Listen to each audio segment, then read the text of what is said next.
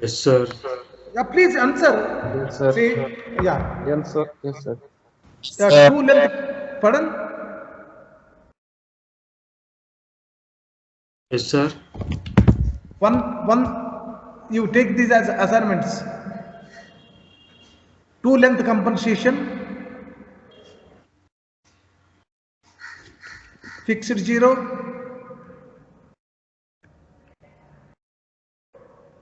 fluid zero, absolute, and incremental. And the next one,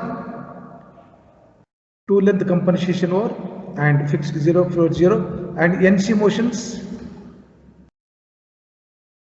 It is point to point, straight line, interpolation, and the contour, NC motions. The next one, the last important thing is advantages and limitations or disadvantages of NC machines or NC technology. Okay, or you can say NC technology. So please make you among them 100% I'll be assuring you there will be one question from this in VTU examination. VTU examination, one question will be there from this one. Please remember this. Okay. And after this, let me come to the part programming, manual part programming. In the manual part programming, this is a method of preparation of the program. The programmer is going to write the instructions, okay, that is called as a special part programming manuscript. And the manuscript the programmer is going to prepare will be varying from machine to machine. You have seen that the 2-axis drilling machine, 2-axis milling machine, 3-axis milling machine, 3-axis drilling machine, and even the 6-axis milling machine, all these are available, and the method of writing the manuscript for all these machines will be slightly different. Okay, the program has to undergo the training for all these. Okay, and while he is going to give write the manuscript, he will be mentioning the tool movement. He will be mentioning the tool movement in the manuscript in order to do the machining. At the same time, he is going to write some kind of programs which will be controlling the activities of the machine tool. For example, the spindle has to rotate in the clockwise direction, the spindle has to rotate in the counterclockwise direction, the coolant should be on, the coolant is off, okay, and the table movement and the tool movement, all these together in series he is going to write the program, the instructions which he is going to write, that will be replicated or those will be taken as instructions by the machines. So this is the manual part programming, okay. And here you can see small machine which I have shown, okay, in order to make you to generally understand what is the table, what is the tool, what is the spindle head, what is the column, and what is the x-axis, y-axis, all these have been given here. You can see this, okay, you can see here. And the next, let me come to very important thing. Each one of you please kindly remember, unless without these we cannot write any programs. We cannot write any programs. And there are basically codes. Okay, there are basically codes. We are called them as G codes and M codes. Very important. Okay, and let me come to the M codes. These are called miscellaneous codes. These are called miscellaneous code.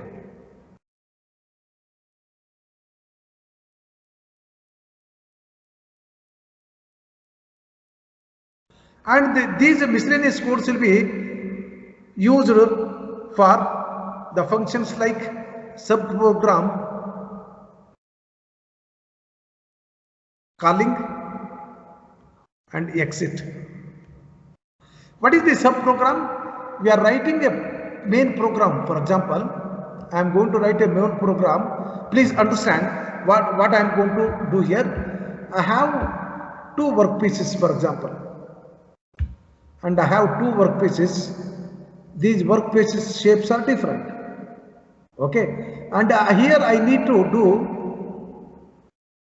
drilling of similar kind. Drilling of similar kind. Now what the programmer can do is, for this part 1 and for this part 2, all these preparations he will be doing the program, and while he is going to do this drilling operation, this particular program will be written in the separate sheet, and that will be called into the main program, that is called sub-program. We are going to call them, and sub-program exit. Correct? No, because on many different parts we may have to repeat the similar kind of drilling operations, having the same pitch and having the same drill size and having all these same parameters, and that time we can call this particular program as a sub-program, or we can include this sub-program into the main program which are written in this. So sub-programming we are going to call and exit by using the M codes, and we are going to give spindle clockwise direction or counterclockwise direction rotation. For this also we are going to use, and we are going to use for coolant on off, for the coolant on off, and another one for the program end, etc. We are going to use this M codes. M codes will be used. Okay, and let me study the M codes later on, and let me come to the G codes. And the G codes are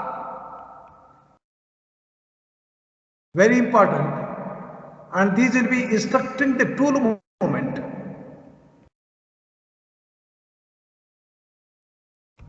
Tool traversing along different axes.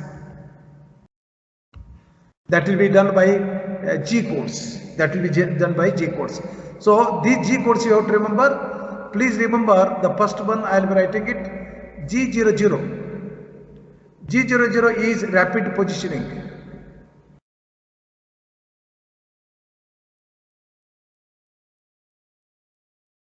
What is this rapid positioning? For example, the home position of the tool is here. Home position of the tool is here. And this is the working table.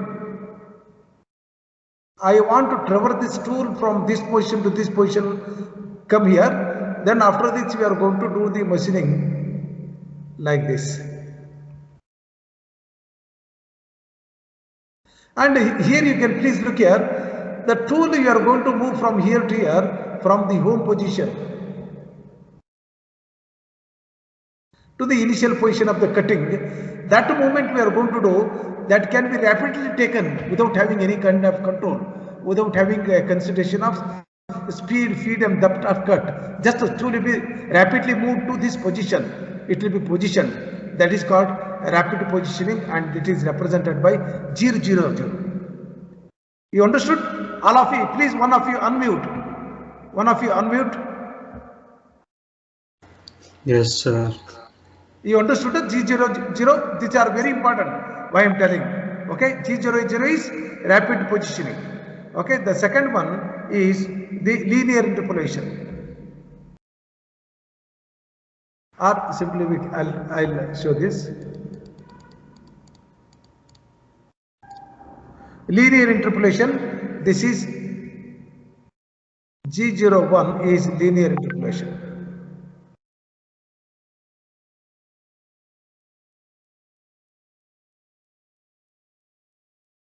So unless you remember them, you cannot do any program. Linear interpolation. Okay, linear interpolation is, this is linear interpolation. G01, it is taking the linear movement is a linear interpolation. And the next one is G02. G02 is circular interpolation clockwise.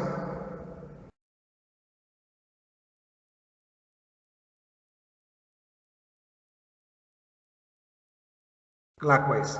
So that means rotating the tool, please look here, while the tool is rotating, the tool, what happens to the tool will be rotating the clockwise and it will be interpolating. That is called a circular interpolation clockwise. And in other way, you can see here, I'll show here, this particular work part,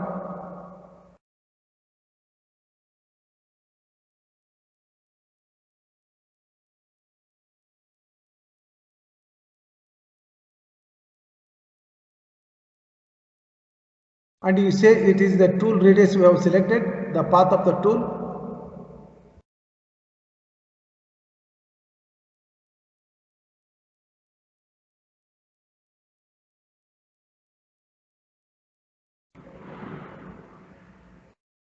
This is the path of the tool. Earlier, for example, this was the home position and it has traversed to this point, or it has traversed to this point, it has come here.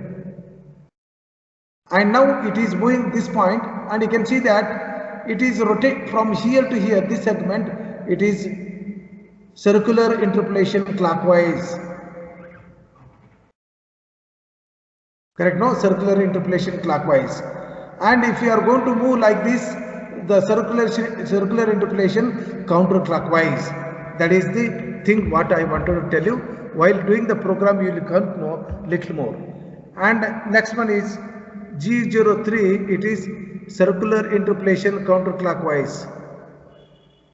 And the fifth one, I will be giving you G04 is a dwell. Dwell is simply it is moving from here to here without cutting any or without doing any kind of machining. That is dwell. And another one important things are there, G20 and G21. G21 and in this one there are the G codes which will be controlling, the input will be in terms of inches, and if the input you are going to give in terms of mm. For example, a particular work part is given to you and unfortunately the dimensions given are in inches, and the programmer, if he has to convert these inches into mm, it will be a tedious job and small variation in the dimensions will happen while doing the conversion, so that the CNC machine can be ran in mm or you can run in the inches.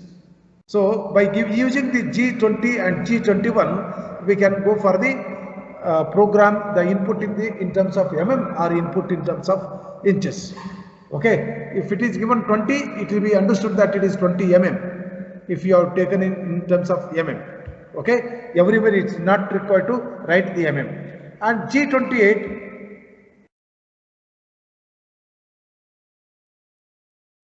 and return to reference point.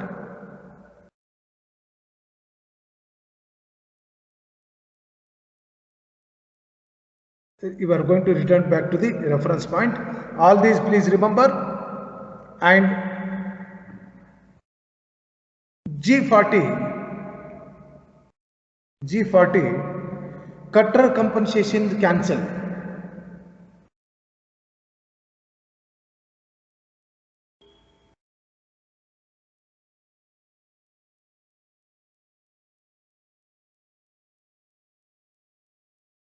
Cutter compensation cancel. And G41, it is G40, okay, G41, cutter compensation to left. And next one, G42, cutter compensation to right. See the interest you are going to show. You are not asking me what is this cutter compensation to left, cutter compensation to right. Anyone please tell me what is this cutter compensation to left or cutter compensation to right? Anyone know it? Anyone? So right hand cutting or left side cutting. Yeah, please look here. Some of the things you should not imagine.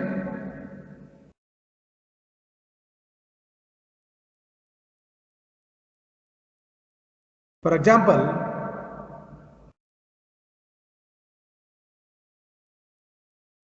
this is the cutter path.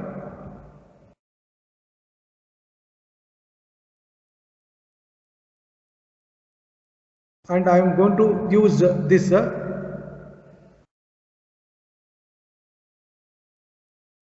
Let me rewrite once again.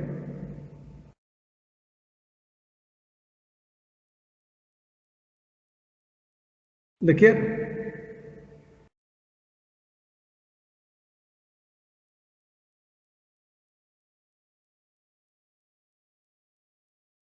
I want to do this machining.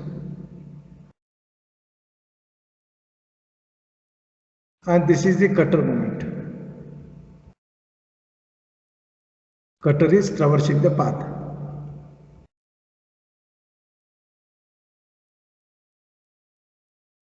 Now, please look here.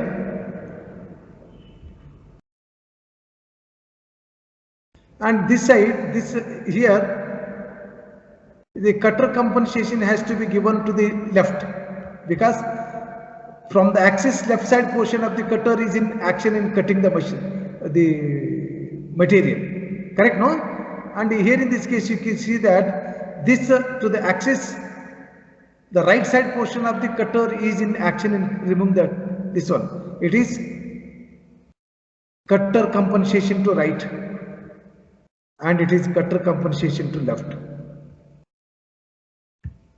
Cutter compensation to right, cutter compensation to left. Because from the axis, if it is which portion of the cutter is involved, so the right portion of the cutter is involved, so definitely G42. And here if the left portion of this is involved, it will be G41. The cutter compensation to left and cutter compensation to right. Okay, and once you remove the cutter compensation, what happens? The tool axis, the cutter will not be taken into account. Please understand, cutter compensation, if I keep the cutter compensation, for example, this is a 5 mm movement, then definitely 10 mm cutter will be used. 10 mm diameter cutter will be used. And if you are going to change this, what happens? The axis will be shifting from here to here. So that is what the G41 and G40 and G42. Cutter compensation cancel, cutter compensation to left, cutter compensation to this one. And the next one, the two length compensations, how the two length compensations will be given. So G43 and G44.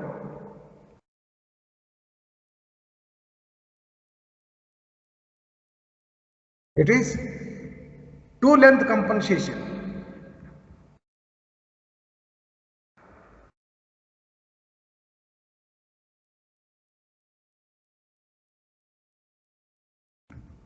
It is positive way, and the two length compensation a negative way. Okay, these are the two emphases. And the two length compensation, if you want to cancel, then G49. It is two length compensation cancel. We are going to cancel in the two length compensation. Okay, G49. And the sometimes what we are going to do, what is the meaning of peck drilling? Please, one of you please tell me, peck drilling. Whatever you know, please tell me. It is not a big problem. See, look here. I have a material.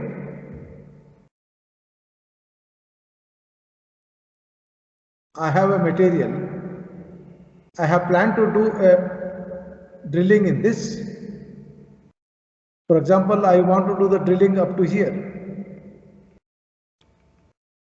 What we are going to do is, initially the tool will be taken, it will be moved up to here, and again it will be taken back.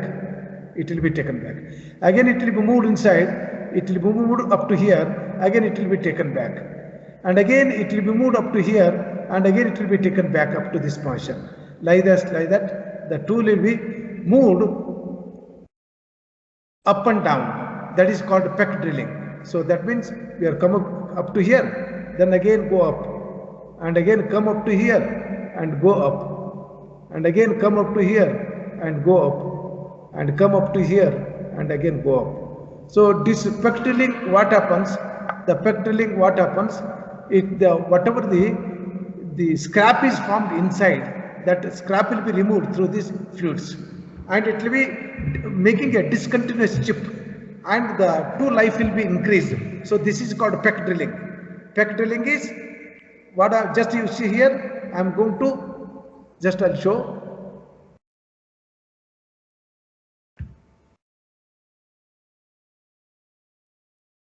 Look here.